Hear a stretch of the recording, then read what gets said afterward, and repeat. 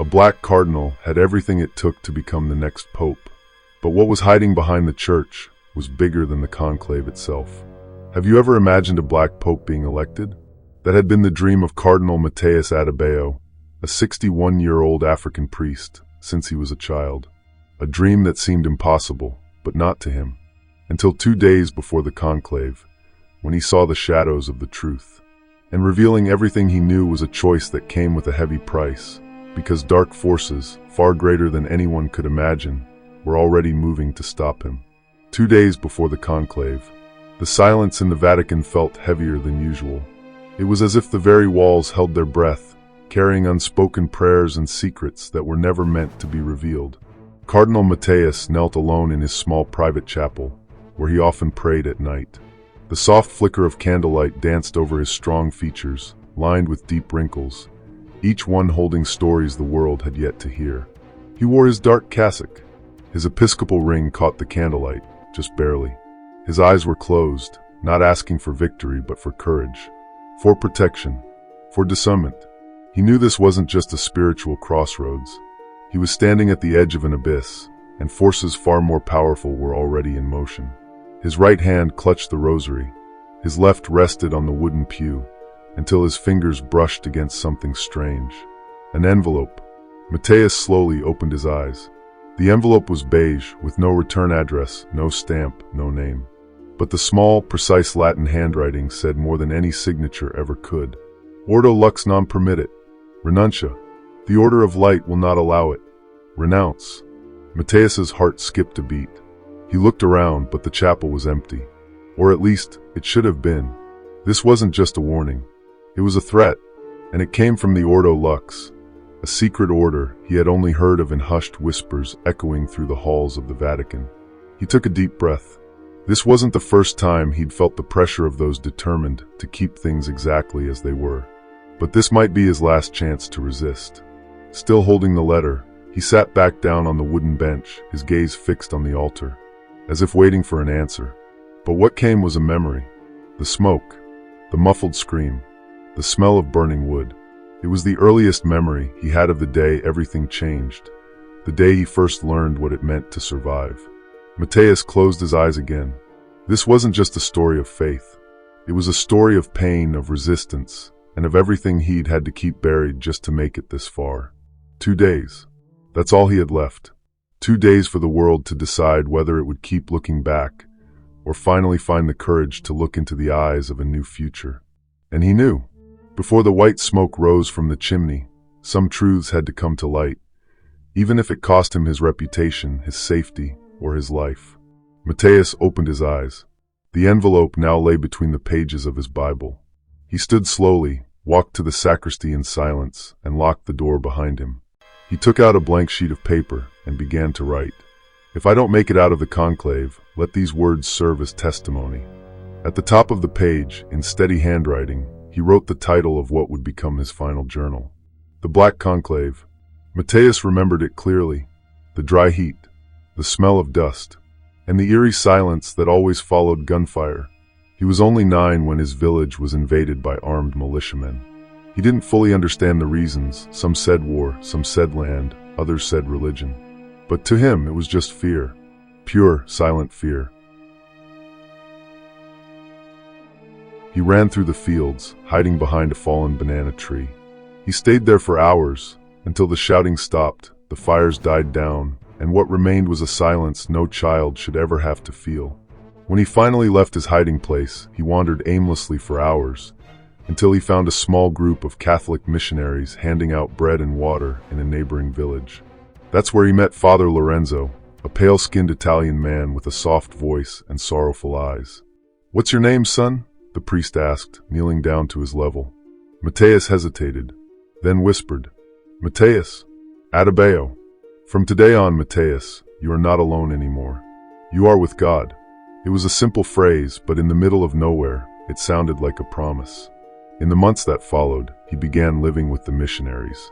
He slept in a small hammock inside the sacristy of the makeshift church, built with wooden planks and corrugated tin. He helped with Mass, with cleaning, with evening prayers. Father Lorenzo saw something different in the boy. Mateus never asked many questions, but he paid close attention to everything. The sound of the bells, the meanings behind the vestments. One day, while Father Lorenzo was preparing for Mass, Mateus approached him and asked, "Father, is the Pope the boss of all the priests in the world?" "Yes, Mateus. He's the successor of Peter, the apostle of Jesus." "So one day could I be Pope?" The priest laughed gently, the way someone laughs at an innocent but heartfelt question. "Well, maybe. There's never been an African Pope, or a black one, but with God anything is possible." Mateus squinted, thinking hard. But if God can do anything, why hasn't there been one yet? The priest paused, then placed a hand on the boy's head and said, "Because sometimes people take a while to understand what God already knows." And it was in that small mud chapel that the dream was born. Mateus didn't want to become Pope out of pride. He wanted it because he felt the church needed someone like him up there. Someone who spoke the language of pain, of poverty, of forgotten skin. He grew up helping at Mass. He learned Latin from a worn-out book the priest gave him. He read scripture slowly, like listening to God's whisper. One day, when he was 10, he overheard a group of men laughing behind the chapel. "Lorenzo's lost it, teaching Latin to a little black kid. What's next, make him Pope?" Mateus didn't cry. But that night, before bed, he asked God, "Why do they think I can't?" And in the silence that followed, he heard something deep inside answer, "Because you can." Little by little, he became the pride of the mission. By 12, he was helping lead liturgies. By 13, he was guiding the other boys in prayer. His shy smile had turned into a steady posture, his pain into strength. But what he didn't know was that the place that had embraced him so warmly also hid secrets, and the faith that had saved him would soon place him face to face with the darkest shadows of his life. The sound came first, a sharp crack from the ceiling, like splintering wood. Then the smell, acrid, bitter, thick. Mateus woke up with his throat burning, eyes stinging. Smoke had already filled the sacristy. He jumped up, coughing, and saw flames devouring the wooden altar of the chapel he called home. "Father Lorenzo!" he screamed instinctively. He ran barefoot onto the dirt floor. The fire was spreading fast. The flames were coming from the children's dormitory. He heard muffled screams, crying, locked doors. Without waiting for anyone, he ran to the side of the building and tried to break the window with a rock. The shards cut into his hands as the heat intensified. The fire cracked louder, angrier. Through the smoke, he saw a pair of eyes. They belonged to little Emmanuel, just 6 years old. Mateus reached out, desperate. "Come on, quick," he shouted. But the wooden structure gave way. A loud crash, then silence. Emmanuel vanished into the flames. And with him, a piece of Mateus's heart. Minutes later, a group of villagers and missionaries arrived, but it was already too late. 6 children died that night. The fire had devoured nearly the entire building. The local church offered nothing more than prayers and a small donation. The burial was collective. No ceremony, no press, no investigation. Mateus didn't speak for days. It was an electrical short, they said, but he knew better. The night before, he had overheard 2 priests arguing in hushed voices. Nervous tones, muffled words. Something about control and not letting it get out. He didn't understand everything, but he understood enough to know this was no accident. It was Father Lorenzo who came to him days later, red-eyed and exhausted. God allows us to ask questions, Mateus, but he doesn't always give us all the answers. "Do you think it was really an accident?" Mateus asked. The priest looked away, sighed. "What matters now is to keep going, to stay strong. That's what the enemy wants, for us to give up." Mateus said nothing. But that night, while everyone else slept, he returned to the charred remains of the chapel and knelt before what was left of the altar. And there, among the ashes, he made a second vow. "If God gives me the strength, I will find the truth, even if no one else wants to hear it." It was also in that moment that he understood something else. Faith is a path of light, but behind faith, there are shadows darker than night.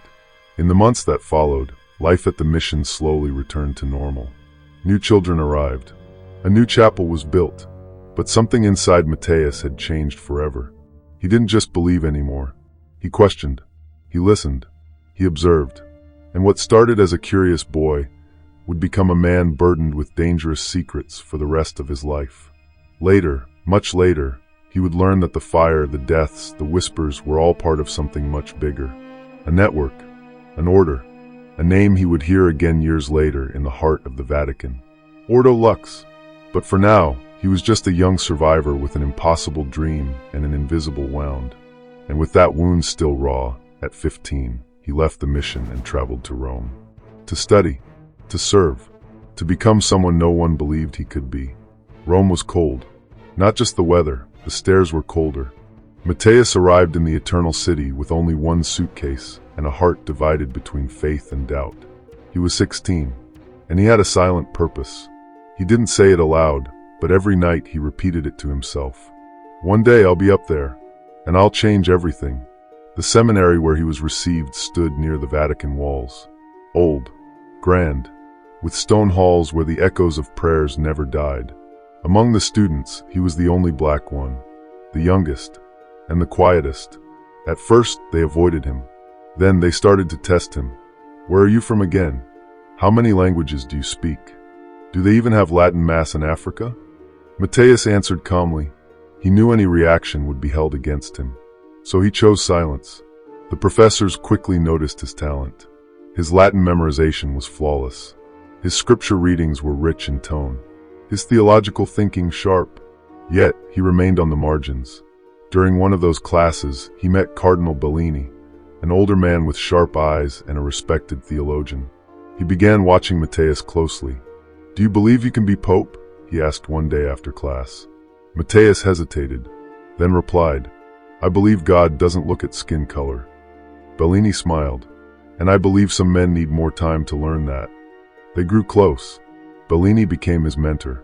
He taught him more than just scripture. He taught him how the corridors worked. The church, my boy, doesn't move on prayer alone. It moves on deals and on silence.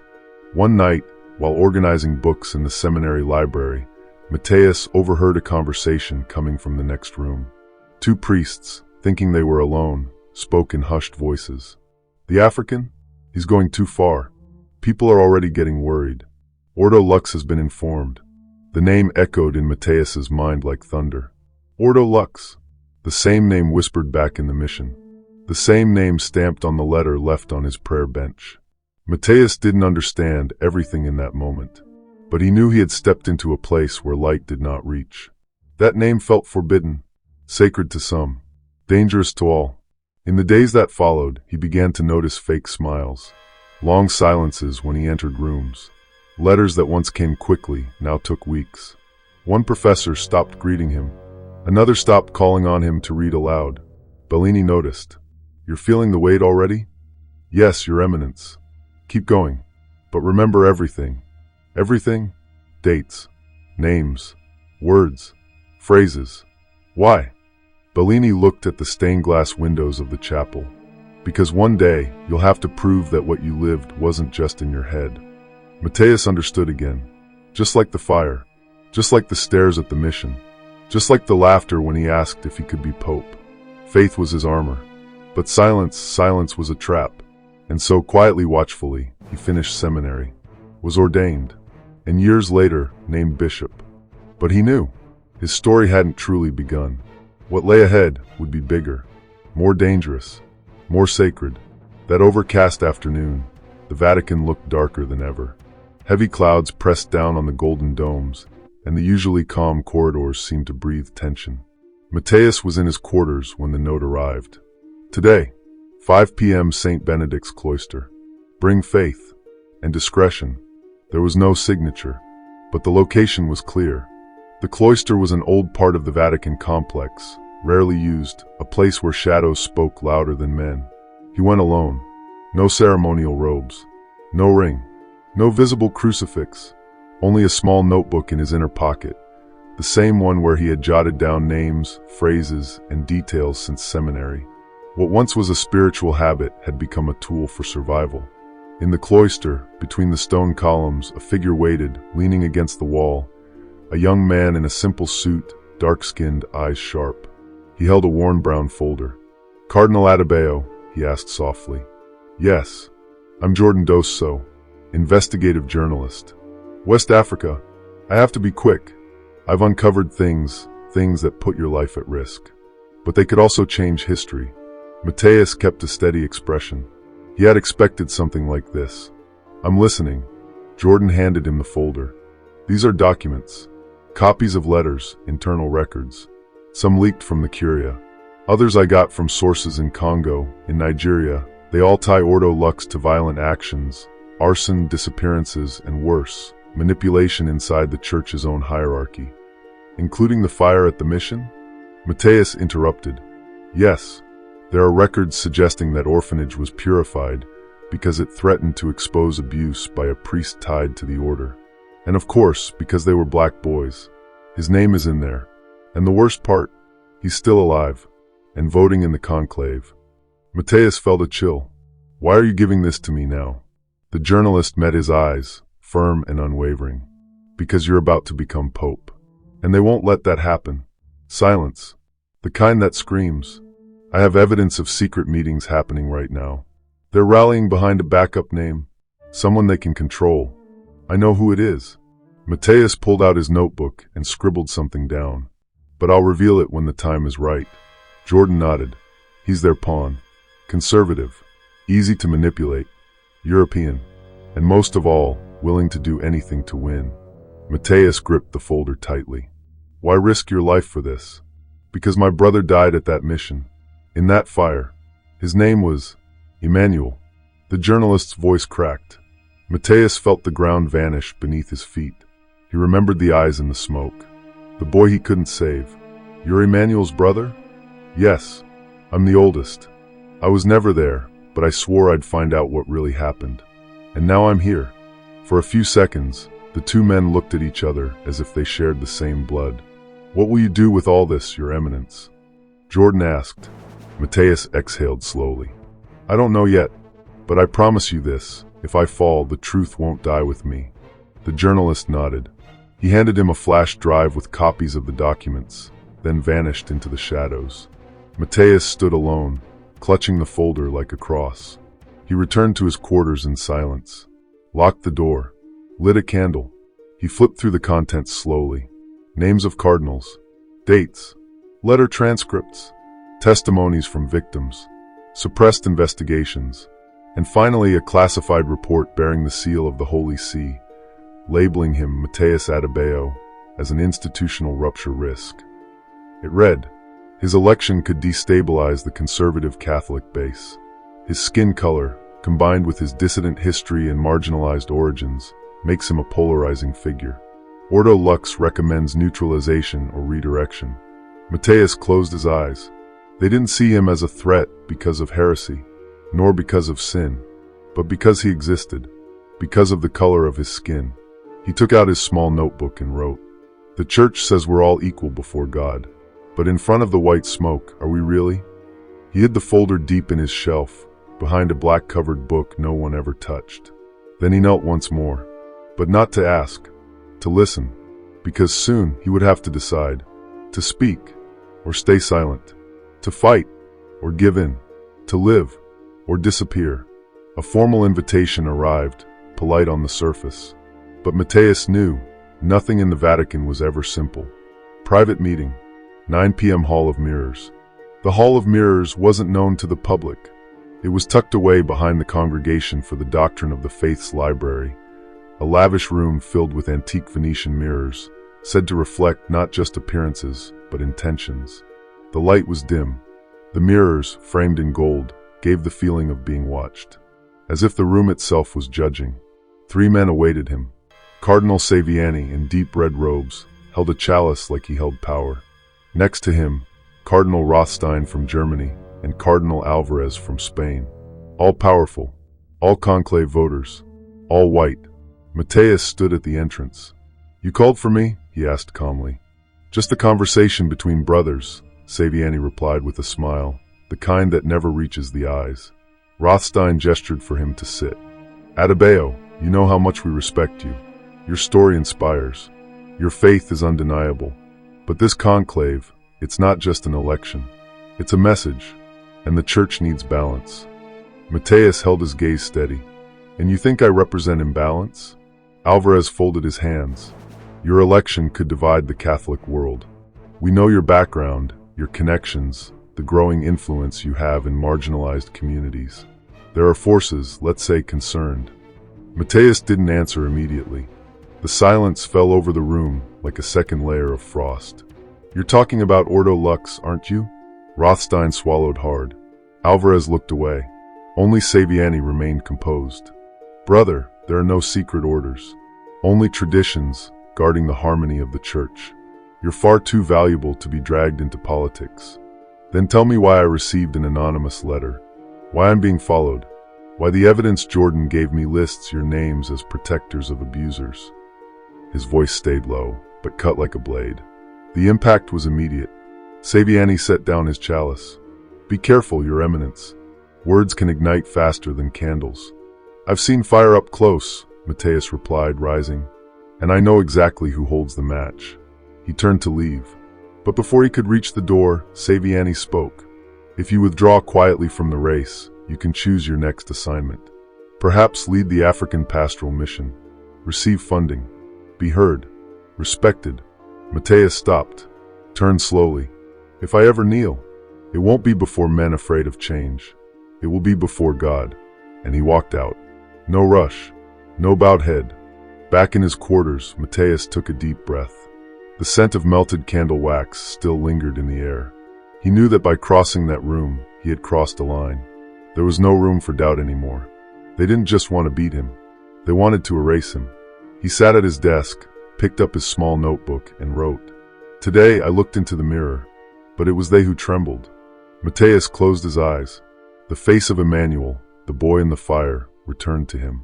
And with it, Jordan's face, now grown, now carrying truths that burned just as hot as the flames from that night. He knew the smoke from the conclave had yet to rise, but the fire, that had already begun. Years before walking the Vatican halls, Mateus had wandered alone through the quiet streets of Dakar, Senegal.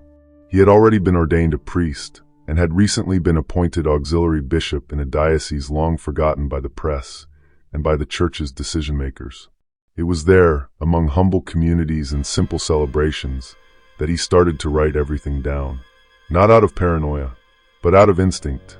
The journal was a brown hardcover notebook, without a name or label. It began with small thoughts, reflections. Then came the names, the dates, newspaper clippings, the whispered remarks overheard behind sacristy doors. Father Laurent transferred after allegations. Vatican shelves case without explanation. Council requests silence for the good of the faith. He knew he wasn't the only one who saw, but he was one of the few who wrote. And it was during a visit to Rome, 3 years after becoming bishop, that he got the confirmation. He wasn't paranoid. He was being watched. That week, he was scheduled to present a report on his diocese's social initiatives. But when he arrived at the hotel booked by the Curia, he was informed his reservation had been canceled. The priest assigned to host him was suddenly ill. The documents he had sent in advance had gone missing. Too strange to be coincidence, especially when the next day, he found an envelope slipped under the door of the temporary room he'd been assigned. Inside, a single sheet, 3 words. We know everything. He never spoke of it to anyone. He simply noted it in his journal and glued the page onto the back cover. Back in Africa, he became even more disciplined with his writing. He made copies of the journal. One he gave to a trusted nun, another to a local lawyer. The third stayed with him, always nearby, either in his coat pocket or on the highest shelf in his study. Over time, the journal became more than just a log. It became a record of resistance, a place where faith met memory, where he wrote to remember, to keep from being gaslighted into silence, to avoid being told he was imagining things by men who wore cassocks like masks. In it, he documented the first time he saw Saviani's name linked to vote manipulation. He wrote about a secret meeting in 2009 where an African cardinal was pressured to resign over moral issues, charges that were never proven. He wrote about the victims he met, the eyes of the children, the silence of their mothers, the helplessness of the good priests who could do nothing. Faith does not require blindness. Loving the church does not mean obeying what is wrong. It was one of his favorite phrases, underlined in red. On the final page of the journal, even before he ever imagined he'd be considered papabile, he had already written, If I die, do not bury my silence with my body." Back in the present moment, Mateus pulled the journal from a hidden drawer behind his bookshelf, in the guest room where he was staying during the pre-conclave period. The leather cover was worn, the pages filled with scribbles, coded names, and small red crosses marking the most dangerous individuals. He lit a candle, opened to the page about the fire. There it was, the name of the priest who had been in charge of the mission back then. The same one Jordan had mentioned, the same one voting in the conclave. Father Giacomo Ricci, transferred to Rome in 1999. Silenced. Promoted. Mateus slammed the journal shut. A drop of wax fell onto the cover. It looked like blood. He stood, walked to the crucifix on the wall, and pressed his forehead against it. He didn't ask for strength. He asked for clarity, because he knew very soon he would have to choose. To use the journal, or let it disappear with him. As the sun began to set, Mateus crossed the final stone corridor. His footsteps echoed solemnly beneath the ancient arches of the basilica. With each stained-glass window he passed, he felt the weight of history and of all the voices that had been silenced within it. He arrived alone at the central nave. The space was empty, reserved for the upcoming conclave preparations. But in that moment, it felt like the temple belonged to him alone. Light filtered through the windows, casting golden reflections on the marble floor. He walked slowly, as if stepping on open wounds, past the side altars, past the sculptures of martyrs who died without ever seeing justice, until he stopped in front of the imposing statue of Saint Peter. Peter, the first pope, the rock of the church, cast in bronze, holding the keys of heaven in one hand and offering the other in a gesture of blessing. Mateus knelt. This wasn't a performance, wasn't for photographs. It was necessity. There, between pillars older than kingdoms, he breathed deeply, opened his journal, and pulled out an envelope. Inside were the documents Jordan had given him, copies of letters, names of cardinals, seals. Everything that, if revealed, could set the conclave ablaze before the first vote was even cast. He placed the envelope before the statue and remained silent. If I use them, I might save the church or destroy it. If I stay quiet, I might be crowned, but with a wounded soul. He closed his eyes. The cold marble bit into his knees, but he didn't move. The silence was dense, almost sacred, but not empty. It was a silence that listened. The voices returned like whispers from memory. The color of your skin makes your faith political. You don't fit the profile to lead tradition. The Pope is a reflection of the world, and the world still isn't yours. Mateus kept his eyes closed, but inside he was screaming. And when will it be? When will the church look at a black face and see Christ, not a threat? Slowly, he picked up the envelope and tucked it back into the journal. If anything happened to him, it had to survive. He stood and made his way to the chapel of St. Joseph, smaller, more discreet. There he found Father Thomas, a young seminarian who had quietly assisted him throughout the conclave. Trusted, observant, silent. "Thomas," he said firmly, "I need you to keep this." He placed the journal into the young man's hands. Thomas's eyes widened. "What is it?" "Truth and risk." "Should I read it?" "Not now. Only if I," Mateus paused, "only if I don't return from the Sistine Chapel." Thomas held the journal like something sacred. He nodded silently. Mateus placed a hand on his shoulder. The church can still be better than it has been. Then he turned and walked away, not in haste, not in fear. He returned to his quarters late that night.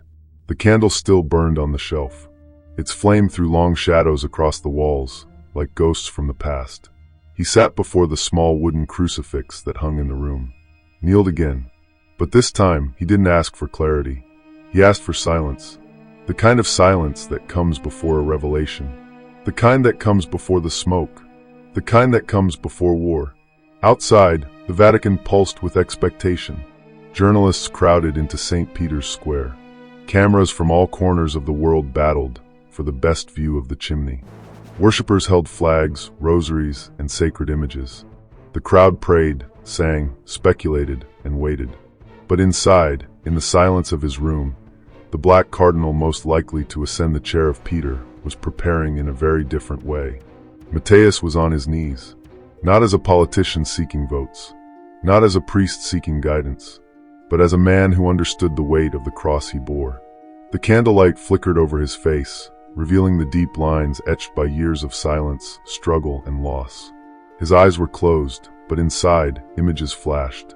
The fire at the mission, the boy he couldn't save, the Vatican's official paper labeling him a threat, Jordan holding the folder, Father Lorenzo whispering that sometimes silence is the only way forward. The doubt was brutal. If I speak, I could open a wound in the church that will never heal. If I stay silent, I become complicit in its lies. Outside, bells rang, announcing the end of the day. 2 days. That was all that remained until the first vote. Mateus stood slowly, walked to the window. The night breeze drifted in through the gap. The lights of the holy city mingled with shadows from his past. The world was watching the Vatican, waiting for a sign. But Mateus had already seen many signs before. Some made of smoke, others of pain. He looked up at the sky. No stars, just clouds. He closed the window, put on his simple black cassock, slipped on his episcopal ring, clipped the crucifix around his neck, and drew in a long breath. Then he picked up a small envelope. Inside was a handwritten note. The color of your skin is a constant reminder of the world we pretend not to see. Go back to where you belong. He had kept it for years, not out of pain, but out of memory, because forgetting is what the powerful want. He opened the drawer, tore the note in half, and burned it over the candle flame. I'm not a reminder, he whispered. I'm reality. He knelt once more. This time no words, just an open heart. And then, in the quiet of his soul, he spoke in thought. Lord, I don't know what you expect of me. I only know I didn't come this far to hide. If it is your will, let me remain standing. But if I fall, let me fall like a seed. A soft knock at the door. It was Thomas. Your Eminence, everything is ready for tomorrow. Your quarters are arranged. The cardinals will gather for breakfast at 7 a.m. Mateus nodded without speaking. Thomas paused, then asked, Are you afraid? Mateus smiled. A smile that held weariness, hope, and faith. No, Thomas. I'm ready. The young man nodded and stepped out. Mateus glanced one last time at the crucifix on the wall. The silence was still thick. But now it wasn't heavy. It was necessary. That night, he barely slept. But for the first time in years, he dreamed of light. Outside, everything was silence and anticipation. St. Peter's Square, usually buzzing, seemed to hold its breath. Inside the Vatican, the halls were clean, fragrant, and still. Everything ready, everything in place. But no one knew what was happening in that small, hidden chapel behind the marble columns. There he was, Mateus Adebayo, African, black, cardinal, on his knees, alone. There was no music, no cameras, no choir of angels, only him, and the weight of a question that spanned centuries, borders, and skin. Can a black priest really be elected? He wasn't there asking for approval. He was there seeking peace. Because deep down he knew. This wasn't just about him. It was for all those who had never made it that far. For the boy who carried water for Mass. For the woman who cleaned the sacristy but couldn't enter the nave. For the forgotten missionaries. The nameless martyrs. His mother, who dreamed of seeing her son ordained, but died before the day came. He was there for them. Mateus's hands trembled slightly, but not from fear, from memory. He remembered the first time he said he wanted to be pope, and they laughed. He remembered the fire, the boy's eyes, the silence of the powerful, the names on the list, the threatening note, the hidden journal. He remembered he didn't make it this far out of ambition, but because he had no choice. Because for some, simply existing is already an act of resistance. And now, before God, not the world, he asked himself, is the church that preaches equality ready to prove it to the world? Would the faithful who kiss black crucifixes in African missions accept a black pope in Rome? Do those who cry out unity really mean peace, or just silence? Mateus looked toward the chapel's simple altar. The candle burned low. The crucifix was dark wood, humble. Maybe that's why he loved this place. Here, the walls didn't judge. The light didn't choose who to shine on. And the air never asked where he came from. He took a deep breath, and without opening his mouth, he spoke to God in the purest way he could. Lord, if this is your time, let me not be afraid. If it's not, Let me not become a stone in another man's path. But above all, do not let my skin be my sentence. Do not let my name be stained for trying. Do not let my faith be used as a threat. I never asked to be here. I only asked not to forget who I am." He bowed his head. Outside, church bells rang softly. Another cardinal had arrived. The conclave was drawing near. Mateus remained still. Time felt suspended. And then the question returned, loud, clear, and without an easy answer. Can a black priest really be elected? He didn't know.